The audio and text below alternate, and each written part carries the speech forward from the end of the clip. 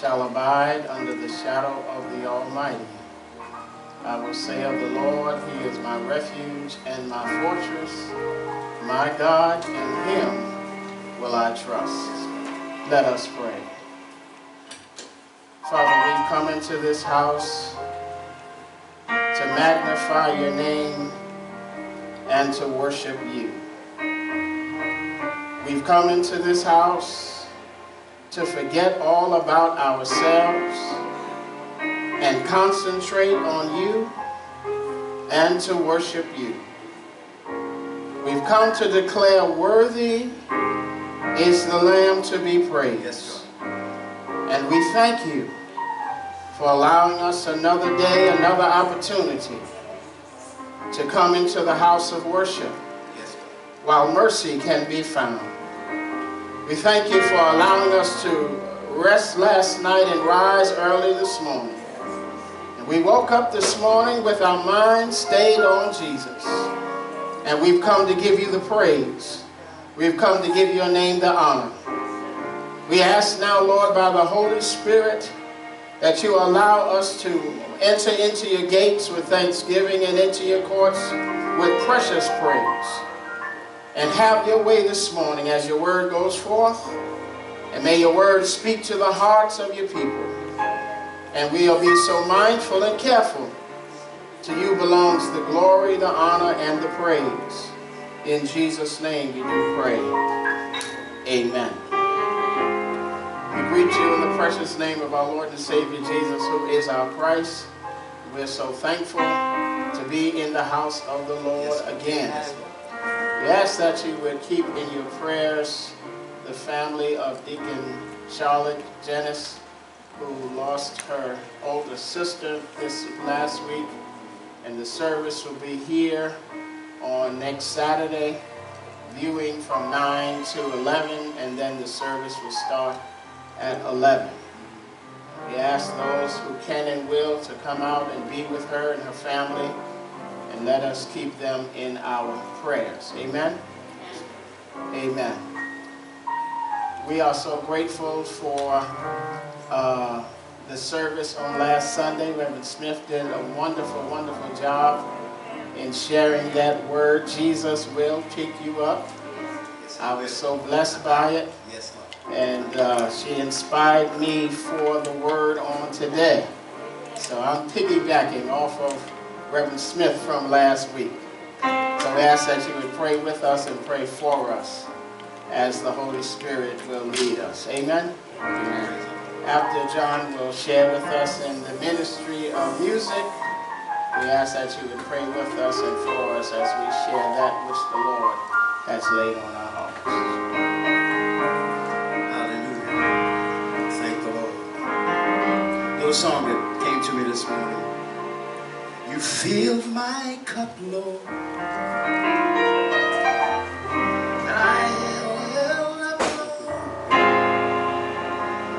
You have quenched the thirsting in my soul. Bread of heaven, you feed me till I want no more. You filled my cup. Fill it up and make me whole.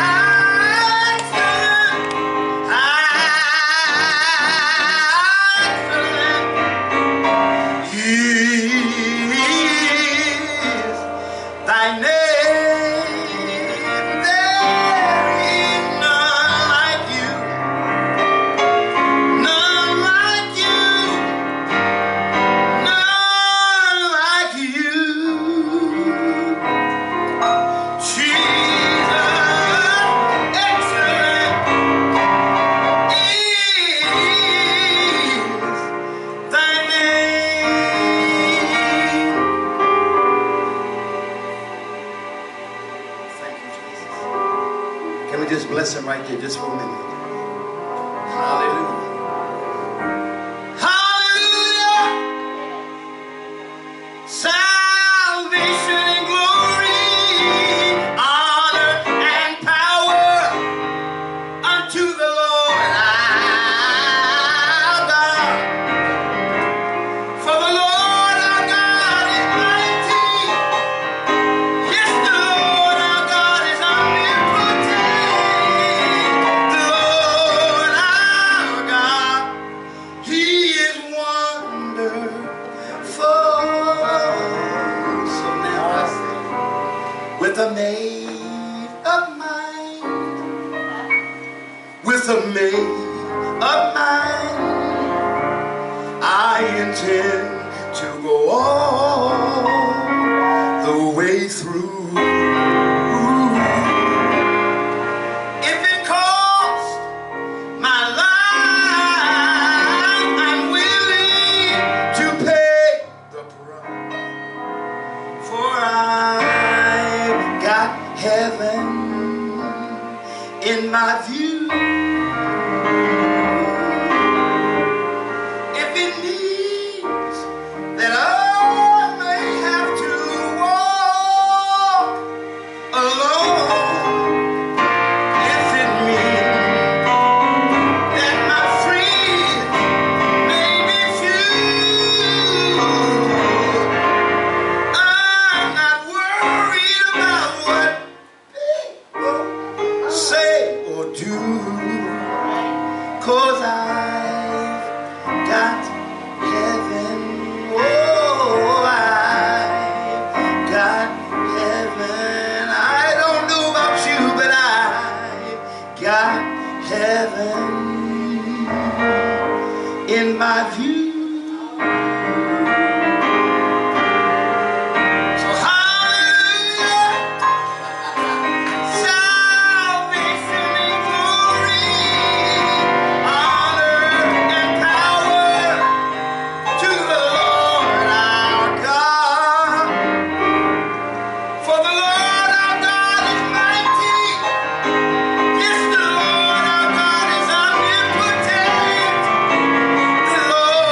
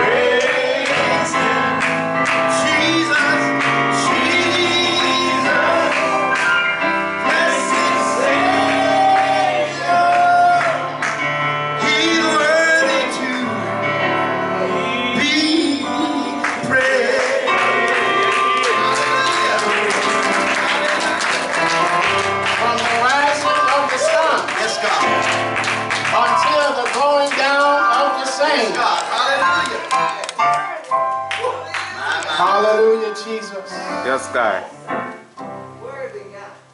He's worthy. Is he worthy? Yeah. Come on, don't fool me now. Do you know he's worthy?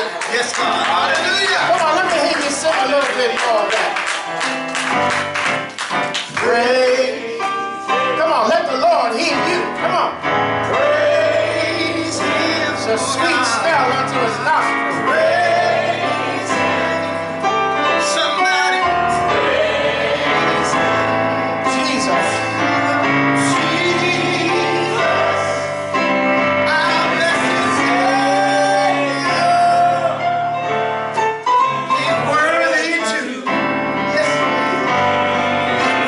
Come on, one more time. From the rising of the sun. Come on.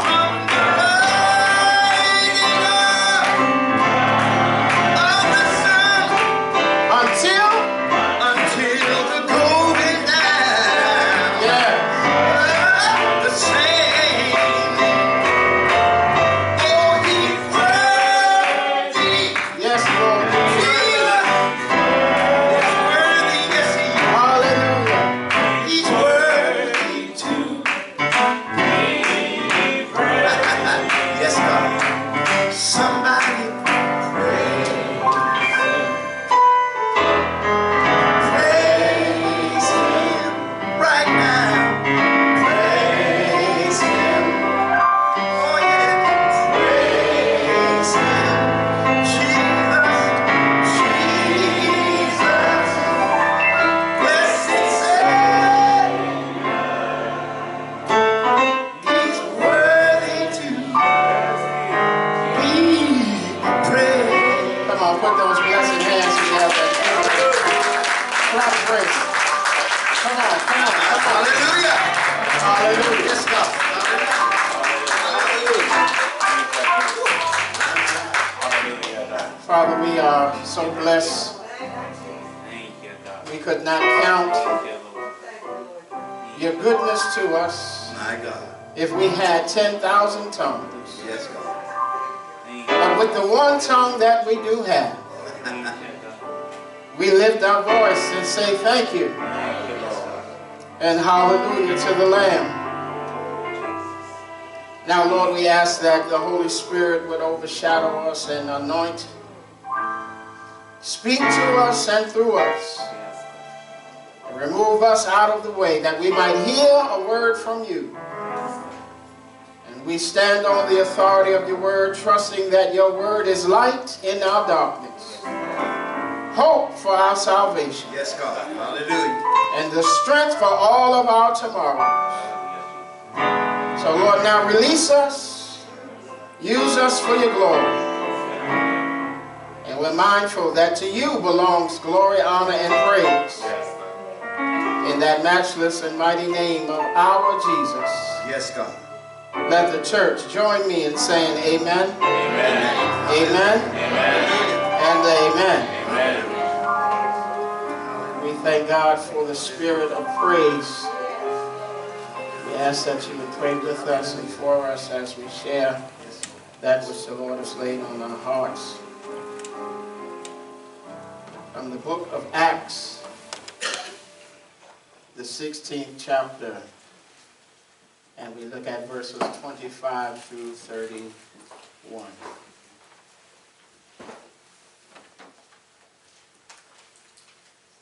The book of Acts, chapter 16, verses 25 through 31.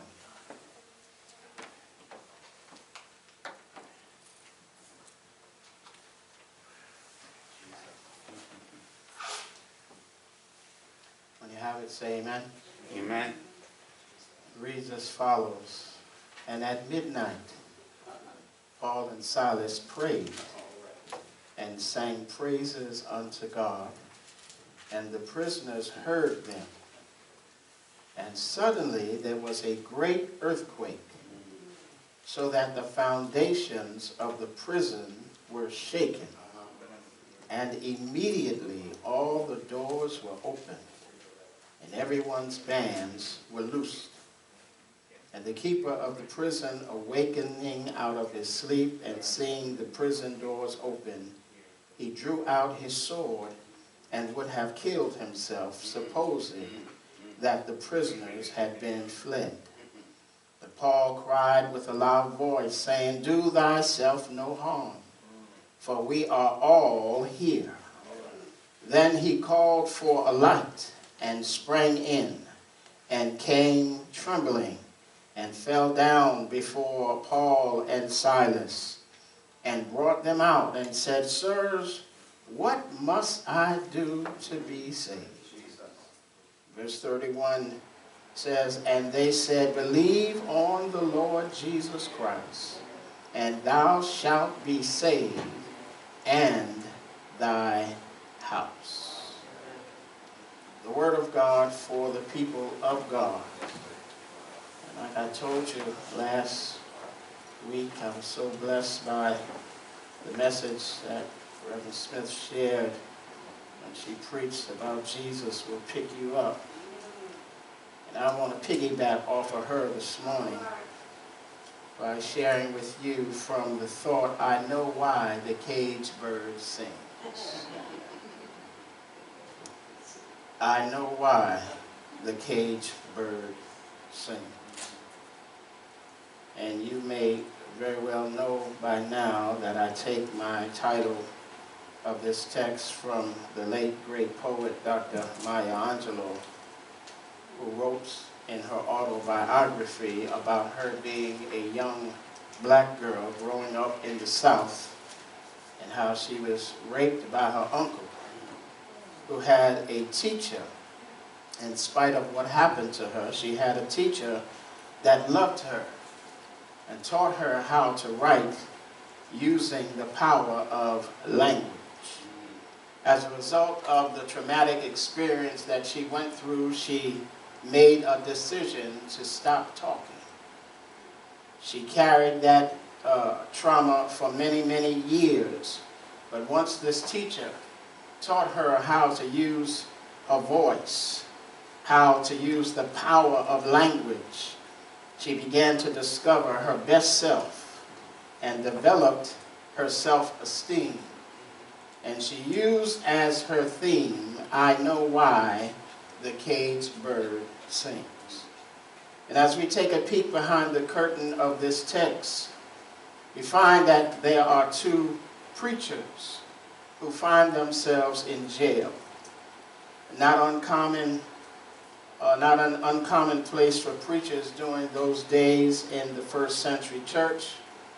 The text lets us know they got in trouble because, like most preachers, they kept their nose in other folks' business. The Bible says there was a young girl who was working for some businessmen who used her gift of intuition to make a profitable gain for the people that she worked for. And this girl came up behind Paul and Silas and began to say to them, you are the servants of the Most High God. She was telling the truth, but she was saying it by the wrong spirit. She kept saying it so much until she annoyed the Apostle Paul to the point that he wanted her to leave him alone, along with Silas, but she couldn't, she wouldn't. And since she kept on saying, you are servants of the Most High God, he decided rather what we need to do is just deliver this woman from this demonic spirit that has possessed her. And we need to set her free. So in the name and authority and the power of the Lord Jesus, they told the spirit to leave this girl alone, and it left her. And from that point on, she becomes a disciple of Christ and a follower of the apostles Paul and Silas.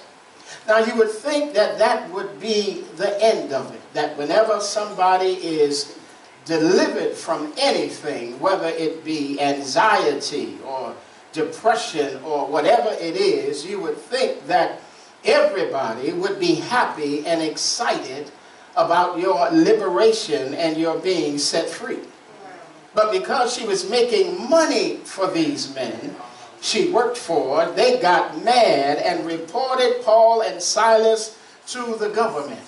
And as a result, the government took actions against these two preachers, had them beat up so bad that they were beaten out of their clothes. And they told them not to preach anymore in the name of Jesus. Had them thrown in jail, and not just any jail, but the inner chambers of the jail, just to show them that preaching in the name of Jesus is an offense to the government and has grave consequences. So Paul and Silas are in jail, bound hand and foot. And you would think that at that point they would have allowed their circumstances to dictate their emotions. I mean, they could have easily said, well, since we're in jail, ain't no need of us being happy about it. Our bodies are bruised and beaten up. We got chains all over us. It's hot and musty in this place. Why should we be excited about that?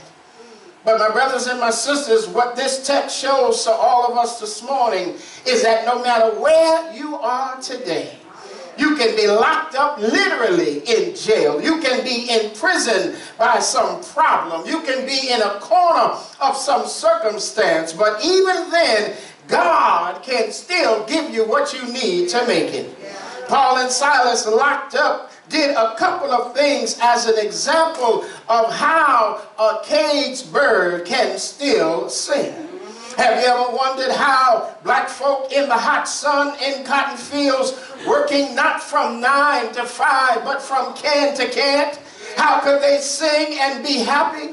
And you know they didn't have nothing to be happy about. Have you ever thought about how mothers and fathers who didn't have cars and had to ride buses and many times had to walk, but they never complained about what they didn't have?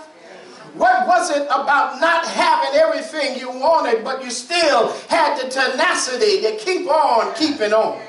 What was it about this faith that when everybody is complaining about not having a car, not living in the best neighborhood, no job and very little money, and yet you have the audacity, the unmitigated gall to smile in the face of oppression?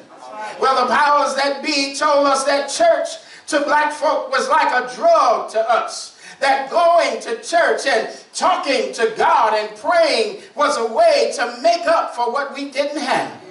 Oh, but I'm not going to keep you long. But in the text, for somebody who might be caged and you feel like you have nothing to be happy about, when your back is up against the wall and it looks like every window is being closed in your face and every door has been slammed in your face, I see three things in this text that helps us to understand why the caged bird can sing.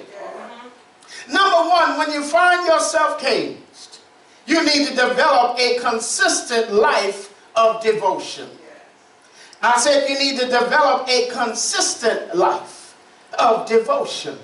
I see it in the text. The word says at midnight.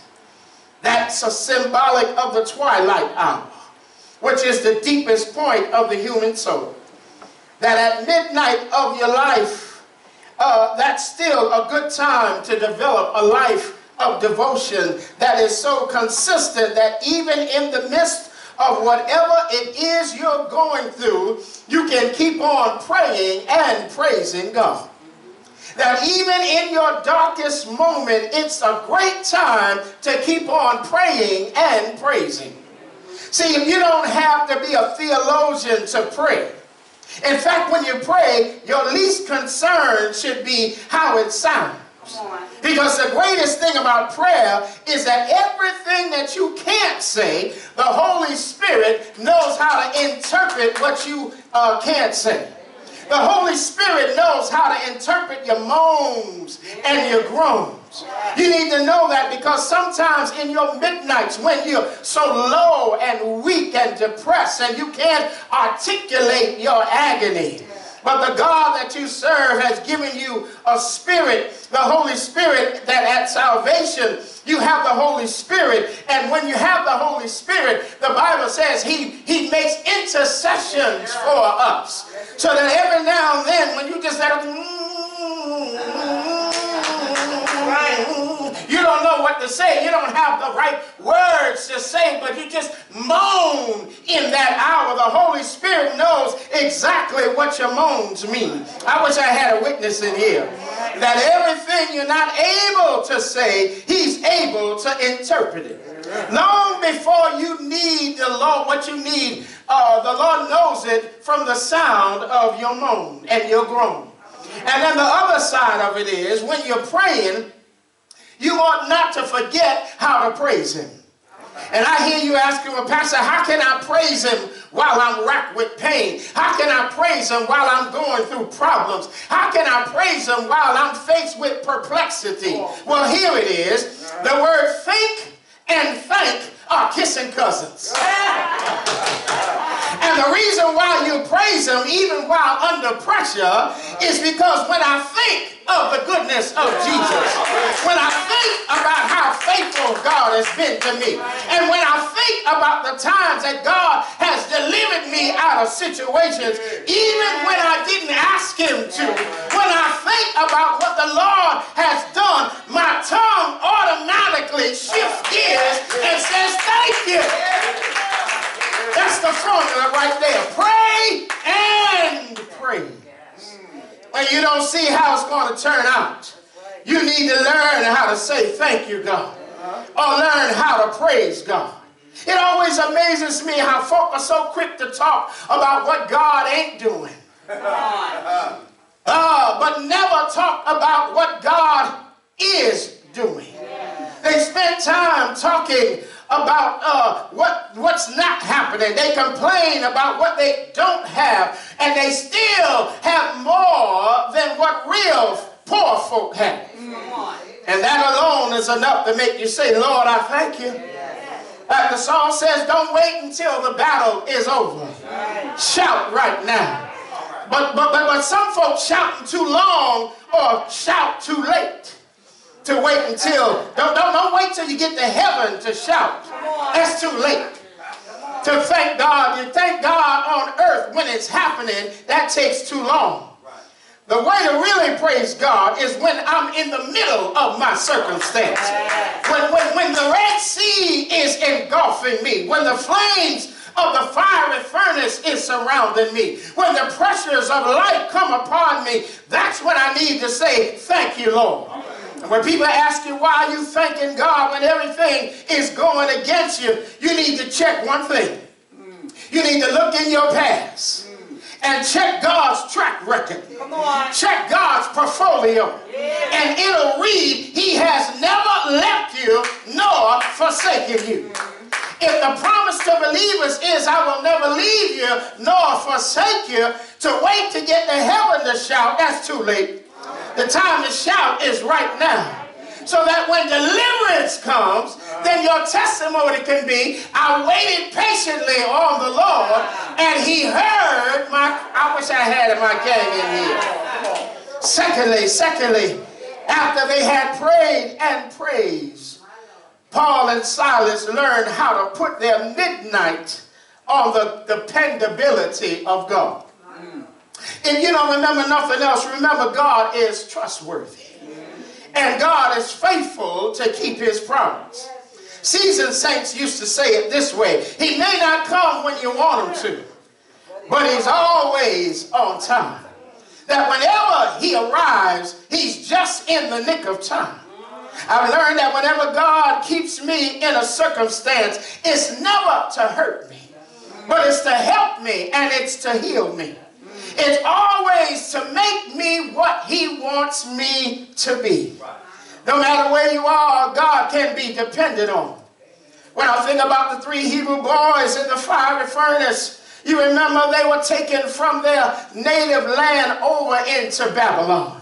And they were commanded to pray to a God that they could not hear, that they could not see, and their God that they wanted them to pray to couldn't move. So they decided, we're not going to do it. No matter what law you make, we're not going to bow down. They were teenagers, but they had this deep-rooted conviction that we will serve God Almighty and him alone, and not some image of a God. And what the Bible says, when they refused to bow, they were sentenced to a death in the fiery furnace. But long before they got there, these three Hebrew boys said, there's just one thing we want to say. And that is, our God is able to deliver us. Now, King, whether he delivers us or not, that's his business. But we want you to know one thing. The Lord is able. This gives the message to the believer that the God we serve never promised that he would deliver us from every circumstance. I know some folk will blame God if things don't go according to their plans. But God, you got to read the Bible. God never said and never promised he was going to deliver us in every situation. He's going to deliver you, but your deliverance may not come the way you think it ought to happen. No, you won't find that. Come here, Peter. Help me testify. Tell me how you died. Peter said, I died upside down, hanging from a cross and over some hot burning oil. Well, Peter, could the Lord have delivered you? Yes, he could have. But did he? No, he didn't. But what he gave me was a faith to know that he was able to deliver me, even if he didn't deliver me. Come here, Paul. Help me testify. What did you just lay down at an old age and die? No, I didn't do that, brother. I had my head cut off on an axe of Nero's chopping blocks. Could the Lord have delivered you, Paul? You know he could have, Butler. What you talking about? But even though he did not deliver me in the sense that they thought the Lord could have, he delivered me in the sweetness of death. Because in his deliverance was a crown of life waiting for me on the other side. I don't know how the Lord will deliver you, my brothers and sisters, but I stopped by to let you know the fact remains that whether he delivers you the way you want him to or not, the reality of God is the Lord is able. That's the truth. And all God wants us to understand is I may not come in your time. I may not pick you up the way you want me to. But I want you to know I got the power to do it because I'm God all by myself. And besides me, there's no other. Don't worry about what people say. Just know that I am able. Remember my word says, now unto him who is able to keep you from falling and to present you faultless before the presence of his glory with exceeding joy. Hallelujah. If you're sick today, you got to know that the Lord is able. If you're in trouble, you got to know the Lord is able. If you got trouble on the job, know the Lord is able. Hallelujah. The Lord is able. One last thing you need to know, and I'm going to let you go. Not only to depend on God, not only to know that the Lord is able, but finally you got to learn how to wait on the assured victory of God. That's what Paul and Silas decided to do. I can hear Paul saying, Silas, this just might be our last time. So Silas, let's turn up the volume on the prayer and the praise. They just went on singing and praying. And I can hear the Holy Spirit saying to Silas, since your name begins with an S, I want you to sing. And Paul, since your name begins with a P, I want you to pray.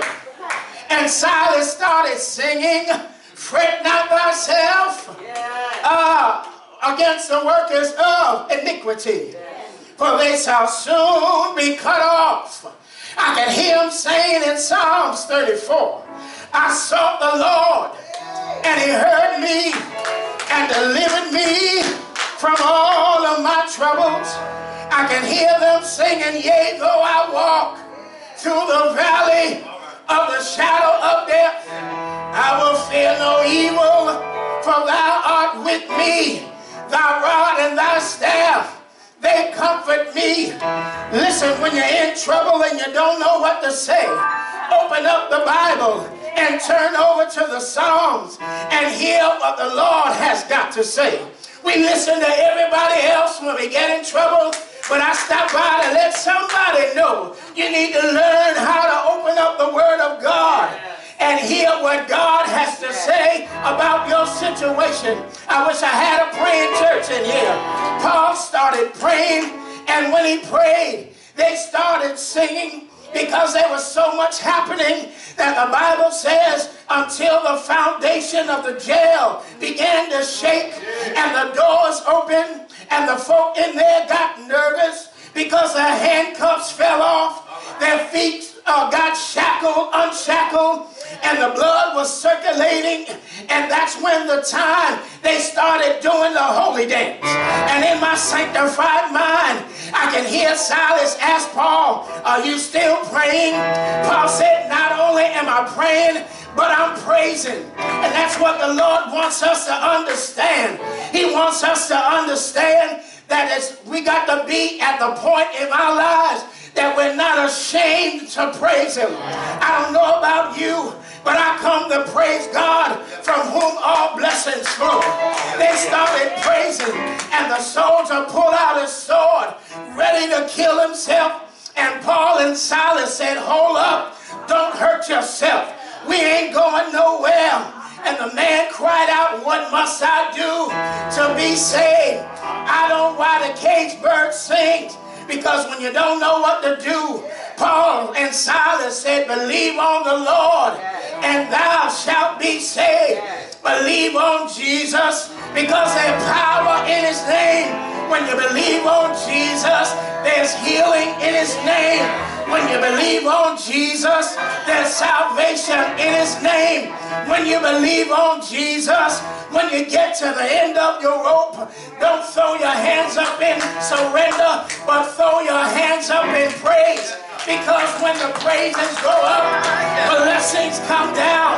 When the praises go up, deliverance comes down. When the praises go up, ways out of no ways come down. Do I have anybody in this house that says, He brought me from a mighty long way? If it had not been for the Lord that was on my side, when I look back over my life and I think things over, I have to give Him the praise. My soul wonders, my soul wonders, my soul wonders how I made it over. Has God been good to you? Has God brought you out? Has God made ways for you? When you got up this morning, was your mind on Jesus? Your mind had to be on Him, because you gave your way to the house of the Lord. And when you came in, you didn't come to sit down and just look at me. You didn't come to sit down and hear John, but you came because you had a praise on your lips. You had a thank you, Jesus, in your spirit. You had a glory to God in the raising of your hands. If you don't mind, can you tell the Lord thank you? Can you tell the Lord hallelujah? Has the Lord made a way for you? Has the Lord brought you out when you thought it was all over? If you know that God has been good to you, you ought to rest on your feet and help me say hallelujah. Help me give Him some praise, because can't nobody, I said can't nobody, I said can't nobody do me like Jesus. Ain't He alright? I said ain't He alright? Ain't He alright? I said ain't He alright? Don't He make a way somehow? Come on and help me. Come on and help me. Hallelujah. Put those hands together and give Him some praise. Come on, come on, come on. God's been better to you than that. Come on and give Him praise. Hallelujah. Hallelujah. Hallelujah. I said hallelujah. Hallelujah. I know why the cage bird sing. Because when I was backed into a corner and didn't think I was going to see my way, in the midst of my fiery furnace, in the midst of my lion's den, there was a fourth man in the fire. And his name is Jesus. Do you know him this morning? Did you come to praise him this morning? Hallelujah. Hallelujah. I said hallelujah. That's it. I'm done. I'm done. I'm done. I'm done. God, we praise you. We continue to lift your name up. We continue to acknowledge it's not by might nor by power, but it's by my spirit, says the Lord. So we give you praise. We give you glory. We give you honor in this place. For worthy, somebody knows that. He's worthy. Worthy, worthy is the Lamb. Hallelujah. Doors of the church remain open. If you don't know Jesus for yourself, the Bible says if you confess with your mouth and believe in your heart that God raised him from the dead, you shall be saved. For with the mouth confession is made, and with the heart there's belief unto salvation. Old folks used to say, he'll pick you up, turn you around, place your feet on solid ground. Aren't you glad he did that for you? I said, aren't you glad he did that for you this morning? Hallelujah to Jesus. I'm so thankful for my salvation. I said, I'm so thankful for my salvation. How about you?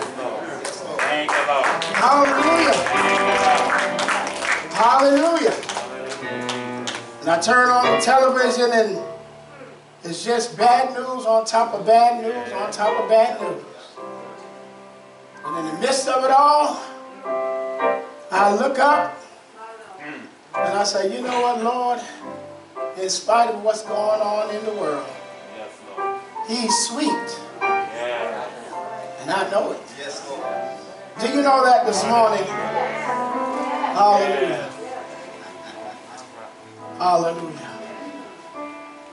We thank you, Lord, for your word that is forever settled in heaven. And we continue to give your name glory, honor, and praise. For it's in Jesus' name we do pray. Let the church say amen. Amen. Let us prepare now to receive our offering.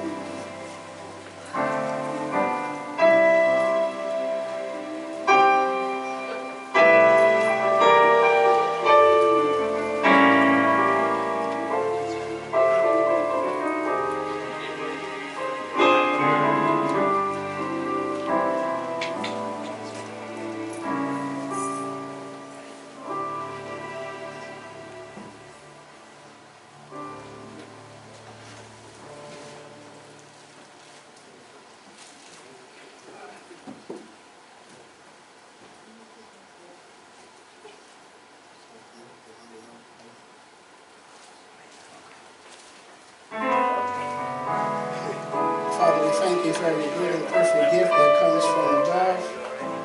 We ask your blessing upon the gift and the giver. In Jesus' name we pray. Amen. Just a few things before we let you go. Next Sunday is Men and Women's Day. And I guess in the morning for Women's Day, there won't be any choir because we did not get the participation in rehearsal.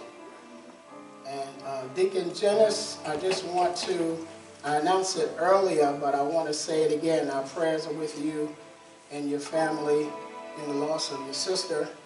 And the service will be here next Friday at viewing from 9 to 11, and the service starts at 11. Yes.